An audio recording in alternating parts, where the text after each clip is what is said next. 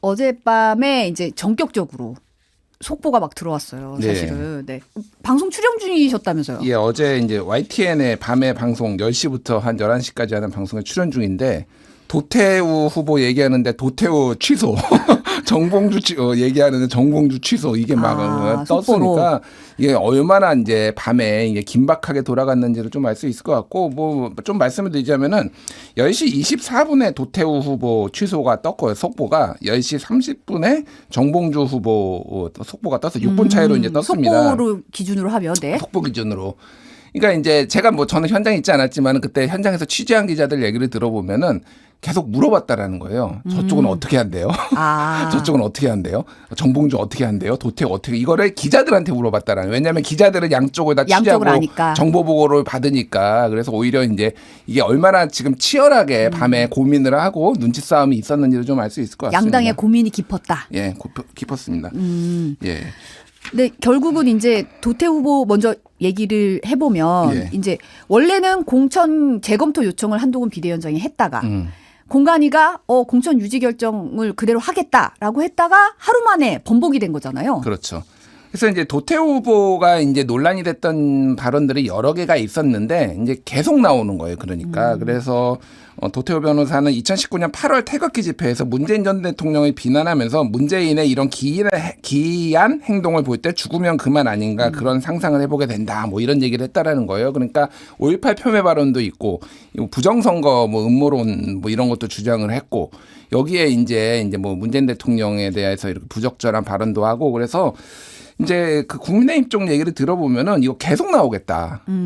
이제 그냥 판단이 그거였어요. 그러니까 여기까지로 멈추면은 좀 어떻게 재고해 볼 여지가 있는데 보니까 너무 많은 방송에 유튜브나 이런데 뭐 집회에 참여를 해서 너무 많은 얘기를 하니까 이게 도저히 안고 갈 수 없다 이렇게 좀 판단을 한 것 같습니다. 그래서 도태우 후보 같은 경우에는 그 어제도 말씀드렸지만은 이제 보수층에 이제 반발이 좀 있었어요. 그게 뭐 얼마나 규모가 되는지 모르겠지만은 이제 목소리를 세게 내는 분들이 있잖아요. 네. 그래서 뭐 도태우 후보 취소하면은 가만두지 않겠다, 뭐 지지 철회하겠다, 뭐 한동훈을 뭐 가만두지 않네, 뭐 이런 얘기들이 막 있었지만은 결과적으로 보면은 아무리 뭐 그게 그 규모가 있다라고 하더라도 지금 수도권에 악영향을 끼칠 좀 판단을 그런 걱정을 해서 이런 판단을 내린 것 같습니다. 그 민주당에서 이제 정봉주 후보도 이제 목발 경품 발언으로 논란을 일으켰는데 거의 비슷한 시간에 공천 취소를 했잖아요. 예. 그러니까 이재명 대표의 이제 그 발언의 뉘앙스에서 우리가 좀 확인할 수 있었는데 처음에 나왔을 때는 오래전 일이다 이렇게 얘기를 했고 다음 날에는 심각하게 보고 있다 이렇게 얘기를 했어요. 여기 이제 이 발언에서부터 어느 정도 유추를 할 수가 있었던 거죠. 그래서 민주당에서 이제 지도부 공천과 관련된 분들이 이거를 가지고 이제 그러니까 논의를 했는데. 상당수가 몇몇을 빼고는 상당수가 이거 공천 주면 안 된다. 라는데 비슷해요. 도태우하고 비슷합니다.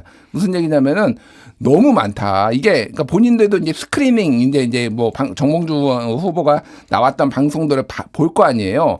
너무 많아서 다 볼 수도 없고 우리가 이거를 다 스크리닝도 하기 전에 어디선가 또 나올 거다. 이게 이제 이런 우려가 상당히 컸던 거 하나. 그리고 이제 대응에 있어서 이제 거짓말 논란이 있었잖아요. 네. 그러니까 그 피해자한테 직접 전화로 사과했다라고 하지만은 피해자들은 다 사과받은 적 없다라고 얘기를 했고 그 팟캐스트에서 다음 그 부적절한 발언을 하고 다음 팟캐스트에서 거기에서 이제 사과를 했다라는 건데 이게 소위 말해서 이제 거짓말 논란이 이제 돼버린 거죠. 그래서 후속 대응이 더 사실 굉장히 중요한데 정봉주 후보 측이 이제 위기 관리를 좀 제대로 못했다라는 이제 뭐 이런 인식까지 포함을 하고 아까 말씀드렸듯이 한쪽이 하면은 이제 안 할 수가 없는 이런 뭐 상황이 됐습니다. 그래서 정봉주 후보도 이제 공천이 취소가 됐습니다. 근데 결국은 이제 이 중도층 외연 확장, 뭐 중도층의 이탈, 뭐 이런 거를 좀 고심한 거라고 봐야 될까요? 그렇죠. 그 중도층의 이탈도 있고 이게 이제 기사가 계속 나오잖아요. 그러면은 본인들이 이제 준비해가지고 뭐 저쪽 뭐 상대방을 공격한다든지 아니면 본인들이 준비한 공약들이라든지 메시지들이 다 묻혀버리거든요. 그러니까 이게 그래서 선거 전략에 좀 심각한 타격을 이제 받을 수가 있다라는 겁니다. 그래서 지금 뭐 이제 뭐 양당에서 얘기를 하는 게 이제는 위기 관리 능력이 최우선이 된 상황이다. 뭐 이런 얘기들을 공유하고 있습니다. 공천은 다 마무리가 거의 됐고 그러면 이제 위기 관리를 얼마나 잘 하느냐가 관건이라고 본다라면은 이 두 후보를 날리는 거는 아까 얘기했듯이 이게 잠재적 리스크가 너무 크기 때문에 좀 불가피했다 이렇게 보는 게 맞을 것 같습니다. 근데 지금 이제 서울 강북을 경선 결선 투표에서 이제 정봉주 전 의원이 이겼고, 근데 이제 공천 취소가 된 거잖아요. 박용진 의원은 재심을 신청한 상태인데 민주당에서는 이 지역을 전략 공천하겠다는 입장이잖아요. 그러니까 이거는 조금 이제 당의 입장이 어느 정도 이해가 되는 부분은 있어요. 무슨 얘기냐면은 이제 여기가 후보가 이제 정해진 거잖아요. 그렇죠. 정봉주 후보로 정해진 거잖아요. 그럴 경우에 만약에 2등을 올리면은 이게 문제가 발생한다라는 겁니다. 그러니까 이거를 그러면은 아예 원칙은 이제 다시 후보를 이제 경선을 하겠다 공고를 하고 후보들을 모으고 그래가지고 여기에서 경선에 붙여서 다시 하는데 시간이 너무 부족하다라는 그렇죠. 거예요. 네. 뭐 이제 너무 이제 시간이 촉박하니까 그러면은 여기를 전략공천 지역구로 해가지고 이제 특정 후보를 올리거나 뭐 짧게 경선을 하거나 뭐 이런 건데 여기에 박용진이 이제 포함될 수는 있다라는 여지는 남겨놨어요. 그러니까 박용진은 2등이니까 이제 무조건 올리는 거다 이렇게 되는 거는 말이 안 된다라고 얘기를 했고 오늘 박성주 대변인이 아침에 라디오에 나와서 경선 자체가 절차적 과정에 문제가 없고 결론이 난 것 아니겠느냐. 이후 정봉주 후보의 발언에 대한 문제이기 때문에 재추천 의결로 가는 것이고 해석의 여지가 없이 전략 공천으로 간다라고 얘기를 했습니다. 근데 여기 이 라디오 인터뷰에서 박용진 후보가 들어가느냐는 자기가 판단의 문제는 아니고 자기가 이제 그건 알 수가 없다라고 얘기를 했습니다. 근데 이제 전체적인 기류는 어쨌든 박용진 후보한테 주는 것 같지는 않아요. 뭐 전체적으로 기류는. 근데 이제 박용진 후보하고는 조금 입장이 달라요. 그러니까. 왜 그러냐면은 정봉주 후보가 지금 이제 민주당에서는 확정이 됐다라고 얘기를 했잖아요. 네. 근데 그거와 관련해서 이제 재심 이의제기 신청을 넣어놓은 상황이었어요. 그러니까 이 이제 정봉주 후보가 여론조사와 관련해서 이제 당내 그 지역구 여론조사와 관련해서 여러 차례 발언을 했는데 이거를 도대체 어디서 정보를 얻은 거냐. 이거는 방송에 나와서 뭐 유튜브에 나와서 얘기했는데 이거는 사전에 유출된 거니까 이거 경선 자체가 공정하지 않았다라고 이제 보는 거고요. 네. 그러니까 이의 신청이 나오고 아직 당에서 이게 답변이 나오지 않은 상황이기 때문에 이것도 아직 절차가 진행되는 상황으로 본다. 그러니까 후보 확정이 박용진 의원 측에서의 박용진 의원 측의 입장은 그러니까 이거는 이제 이 후보를 잘라내고 그러니까 정봉주를 잘라냈으면은 2위인 내가 이제 받아야 된다. 이제 차점자가 승계돼야 된다. 이런 입장이군요. 뭐 이런 거라서 요거는 뭐 어떻게 될지 모르겠으나 박용진 후보 측의 주장이 받아들여질 가능성이 현재로서는 높지 않다라는 게 이제 민주당 쪽의 이제 기류입니다. 선관위 같은 경우는 이제 여론조사 왜곡 의혹에 대해서는 조사를 착수했다 하더라고요. 예. 그러니까 이제 조사를 착수를 하고 그다음에 요게 이제 단계가 보면은 누군가 이의 제기를 하면은 그러니까 지역 선관위에서 이제 여기는 서울시 선관위겠죠. 네. 선관위에서 조사에 착수를 하고 이게 문제가 있다라고 하면은 경찰에 고발을 합니다. 그러면 경찰에서 이제 수사에 들어간 거니까 요거는 아직 경찰에서 수사에 착수한 단계는 아니에요. 뒤에 뭐 있나요? 오늘 그 하태경 그 후보와 이혜훈 후보 같은 경우에는 경찰에 고발을 했더라고요. 예, 네. 선관위가 경찰에 고발을 네. 해가지고 이건 좀 다른 국면이 돼버렸어요, 네. 사실은. 근데 어쨌든 요거는 사실관계를 확인하고 있다라는 건데요. 아까 전에 말씀드렸듯이 이제 박용진 의원이 당 재심위원회에 제출한 재심 신청서에 이제 들어있는 내용인데요. 지난달 24일에 실시된 한 여론조사 업체의 ARS 여론조사를 박용진 후보가 문제를 삼았는데 정봉주 후보 측이 조사 전날 오전 주말에 여론조사가 진행된다라고 사전 공지를 했고 이미 하루 전에 그리고 여론조사 실시 19분 전에 공의 여론조사가 오면 꼭꼭 받아주세요라는 문자 메시지도 돌리고 그리고 여론조사 운항이 편파적으로 설계됐다. 뭐 이런 식의 이제 문제가 있다라고 본 거예요. 그러니까 본인은 몰랐다라는 거죠. 언제 몇 시부터 여론조사가 되는지 날짜는 이제 알려졌는데 정확하게 시간까지 알아가지고 이렇게 얘기를 했다라는 거는 이거는 정봉주한테만 이쪽에 이제 이런 정보가 갔다. 이게 그러니까 편파적이었고 문제가 있다라는 게 이제 박용진 후보 측의 주장입니다. 네. 지금 막말 논란 관련해서 장해찬 부산 수영구 국민의힘 후보가 계속 또 이제 과거 발언들이 좀 논란이 되고 있어요. 국민의힘 공천관리회가 여러 사정 고려해서 지켜보겠다고 했더라고요. 그러니까 좀 임팩트 있는 사과를 해라. 뭐 이렇게 보시면 될 것 같아요. 그래서 임팩트 있는 사과. 예, 그러니까 정확하게는 사과문의 내용, 후보의 태도나 입장까지 아울러 고려하겠다라는 건데, 그래서 진정성 있는 사과, 임팩트 있는 사과. 그래서 제가 전해 들은 바로는 임팩트 있는 사과를 지금 준비하고 있다고. 준비하고 있다. 예, 예. 근데 사실은 이제 도태우 후보 같은 경우에 진정성 있는 사과로 보여서 국민 눈높이에 맞기 때문에 공천 유지를 하겠다고 했다가 하루 만에 변복했잖아요. 이제 제가 그냥 추정입니다. 이거는 네. 추정인데 이제 주로 사과문들이 SNS에 올랐잖아요. 네. 제가 보기에는 진짜 추정인데 기자회견 잡고 거기에서 이제 큰절 머리를 조아리고 땅바닥에 한 9번 정도 이렇게 머리를 찍는 그런 큰절을 하면서 뭔가 무릎을 행동으로 보여주는 행동으로 액션으로 보여주는 이런 거를 할 것 같아요. 제가 보기엔. 요거는 한번 지켜보시죠. 뭐 어떻게 할지.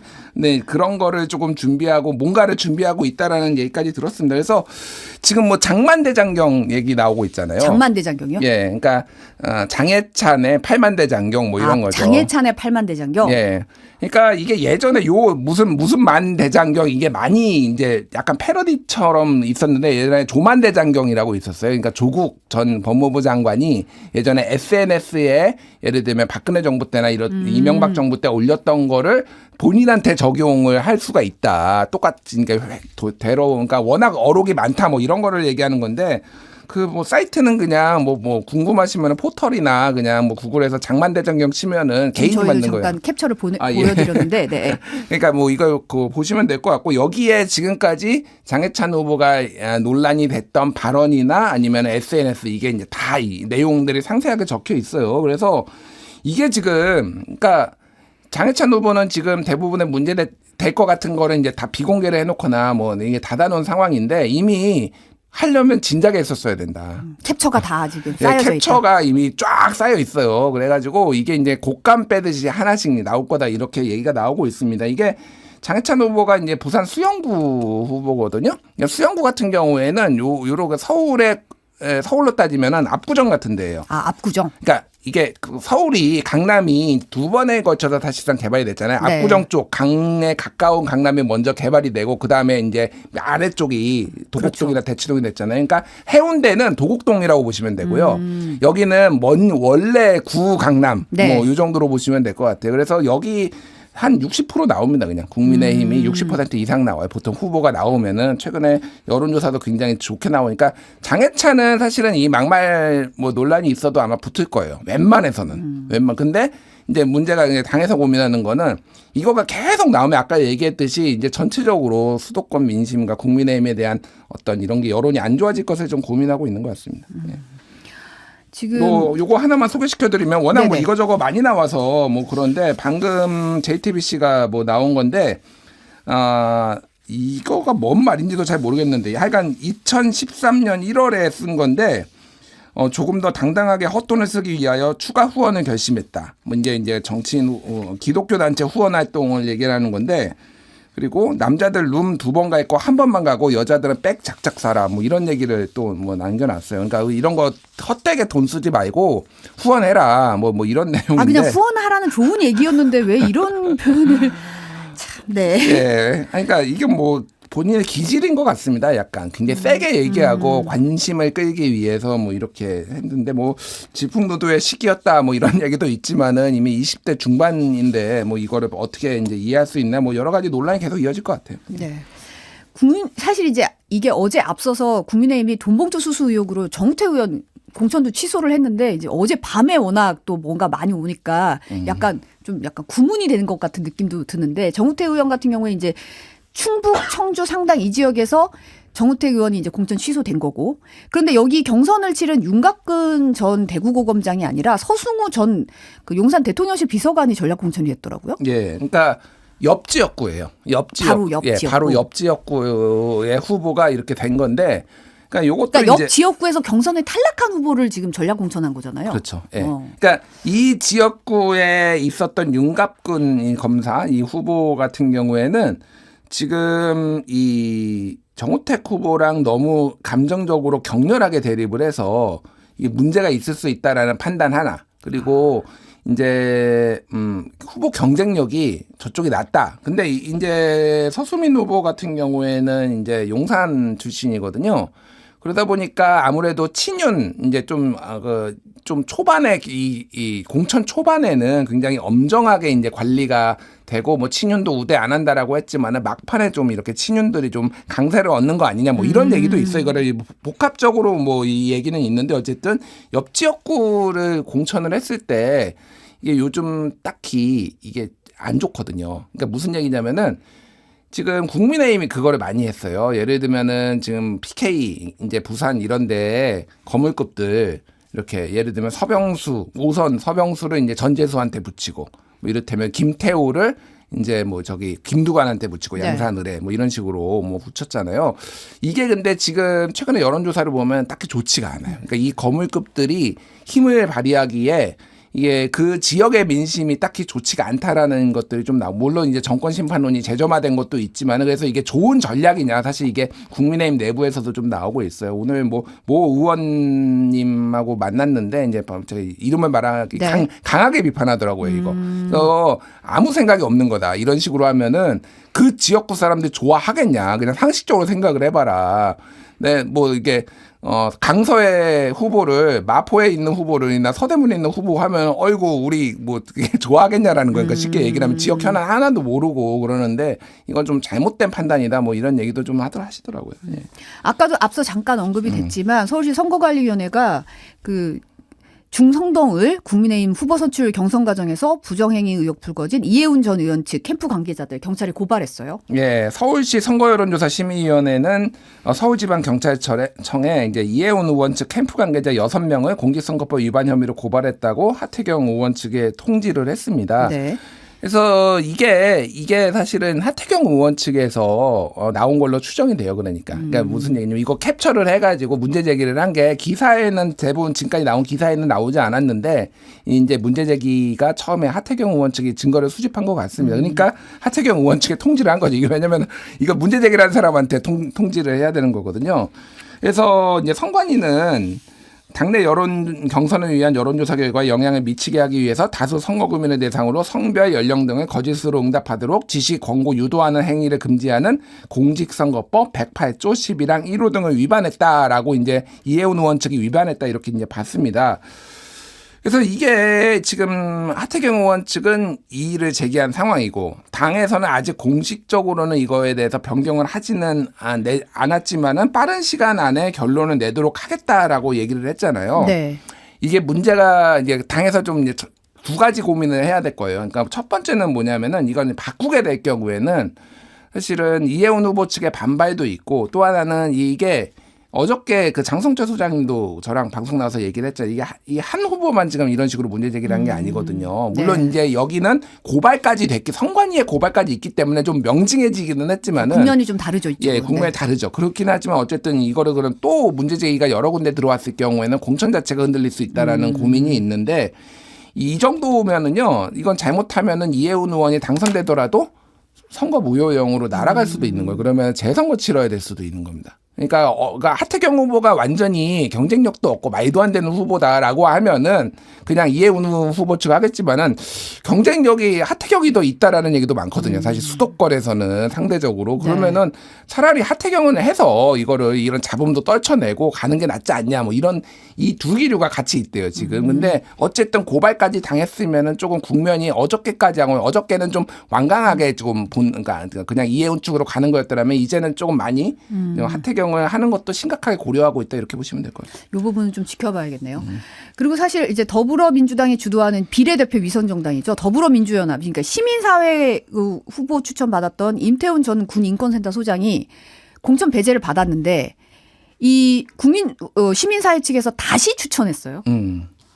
그러니까 기싸움이다. 뭐 이렇게 보시면 될 것 같습니다. 이게 그러니까 이 시민사회 측이 민주당 측에 이런 식으로 하면 우리 빠지겠다라고 얘기를 했는데 빠질 생각이 없어 보여요. 그러니까 무슨 얘기냐면은 그러면 민주당이 사실 좋아하거든요. 아, 이런 식으로 빠지면? 시민사회 측이 4명이 뭐 이렇게 4명을 하면은 지금 안 그래도 비례의석이 지금 조국혁신당 돌풍 때문에 예전보다 조금 이제 쪼그라들 가능성이 제기가 되고 있잖아요. 네. 그러면 본인들의 민주당 지지 몫을 더 넣을 수가 있는 거예요. 민주당이 한 20명 지금 비례 후보로 순번만 확정은 안 하고 민주당 몫의 20명 그리고 뭐 새진보연합 3명, 진보당 3명, 시민사회 4명 이렇게 지금 있는 거잖아요. 근데 지금 만약에 한 25% 나오면은 25% 정당 지지율이면은 12명이거든요. 12명이면은 아까 얘기 334 하면은 민주당에서 추천한 사람 2명밖에 안 되는데 만약에 시민사회 쪽이 빠져주면은 33하고 6명을 민주당이 이제 추천한. 근데 이 기류를 시민사회 측에서 좀 읽었습니다. 그래서 그냥 그러니까 우리 안 빠져. 쉽게 얘기하면은 야 다시 우리 임태원 추천하는 거야. 이렇게 해서 좀 서로 약간의 그 기싸움을 벌이고 있다라고 보시면 될 것 같습니다. 그래서 뭐 이제 연합정치시민회의가 꾸린 이제 그 후보 국민후보 심사위원회 보도 자료를 이제 배포를 했는데 임 전 소장에게 국민후보가 될 수 없는 어떤 결격 사유도 발견할 수 없었다라고 얘기를 했습니다. 그게 이제 이재명 대표가 예전에 양심적 병역 거부를 우리도 인정해야 된다. 이런 얘기도 이제 했었고 뭐 이런 것들도 이제 어느 정도 사유가 되는 것 같고요. 근데 뭐 이제 당의 입장에서는 이재명 대표가 얘기를 한 거는 양심적 병역 거부를 제도화해가지고 이거를 이제 합법화로 소위 말해서 하고 뭐 이런 식으로 해서 대체 복무제를 마련하는 거를 얘기를 한 거지. 지금 현재는 이게 어쨌든 병역 거부고 불법인데 이거를 옹호한 건 아니다라고 얘기를 하고 있습니다. 그래서 이게 여러 가지 뭐 조금 잡음 좀 길어질 것 같아요. 그러니까 어쨌든 시민사회단체도 물러설 2명까지는 그 여성 후보 2명 이를테면 뭐 반미 활동을 한다든지 뭐 이제 뭐 한미연합 훈련 반대했다든지 이런 2명까지는 우리가 양보를 했는데 임태훈까지는 양보를 못하겠다. 뭐 이런 기류가 좀 강해요. 예. 네. 그리고 선거전이 본격화되면서 이제 여야 대표 연일 지원 유세 뭐 굉장히 많이 펴고 있는데 오늘 같은 경우는 한동훈 국민의힘 비대위원장이 호남으로 갔고 이재명 민주당 대표는 부산, 울산으로 갔어요. 예. 한동훈 비대위 어저께 말씀드렸지만은 이제 김재원 후보도 떨어지고 그 김재원 후보도 5.18 네. 폄훼 발언을 했는데 떨어지고 도태우 후보도 이제 공천을 취소했기 때문에 비교적 좀 이제 가벼운 발걸음으로 좀 간 것 같습니다. 네. 여기에 이제 호남이 이제 중요한 거는 이번에 이정현 후보가 나왔거든요. 순천에. 네. 그러니까 한석을 노려보겠다라는 거. 그리고 이번에 그 순천 국제 정원 박람회인가요? 네. 거기에 엄청나게 공을 들였어요. 정부가. 당도 이렇게 가고 뭐 이러다 보니까 여기에서 호남의 교두보 예전에 이제 2016년에 한번 이겼었잖아요. 그때. 네. 그러니까 그런 교두보를 다시 마련할 수 있다라는 거 하나. 그리고 어쨌든 호남에서 수도권으로 호남을 고향으로 두고 수도권에 계신 분들이 상당히 많으니까 여기는 이제 홀대할 수 없는 거죠. 그래서 오늘 순천 오전에는 순천 찾고요. 오후에는 광주 충장로 거리 유세를 벌인다. 그리고 5.18 이제 거리 유세를 벌인다고 했고요. 한 위원장의 광주 방문은 1월달에 5.18 묘역 참배 이후에 2개월 만입니다. 네. 그리고 이재명 대표 같은 경우에 이제 부산 울산 지역에 PK 민심 잡기에 나섰습니다. 그래서 오전에는 울산 그리고 오후에는 부산 기장군에서 유세를 하는 건데 이재명 대표의 그때 이제 피습 이후에 그때 이제 부산대 병원에서 서울대 병원으로 이제 전원하는 문제를 가지고 그때 민심이 굉장히 좀 부산 지역이 안 좋아졌거든요. 네. 물론 최근에는 정권 심판론이 다시 이제 부각이 되면서 다시 어느 정도는 회복이 됐는데 아무래도 부산에 이번에 조금 승부처라고 보고 조금 이번에 공을 많이 들이는 것 같습니다. 네. 이종섭 호주 대사 관련 소식 잠깐 볼게요. 대통령실이 이제 어제도 잠깐 언급해 드렸는데 공수처와 야당 좌파 언론이 결탁한 정치 공작이다. 임명철이 없다. 이렇게 밝혔는데 근데 이제 이 대사가 출국 금지 사실이 MBC 보도로 알려지기 전에 이제 부임 후인 다음 달 중순쯤에 공수처에 출석하겠다는 뜻을 전달했던 것으로 알려졌더라고요. 예.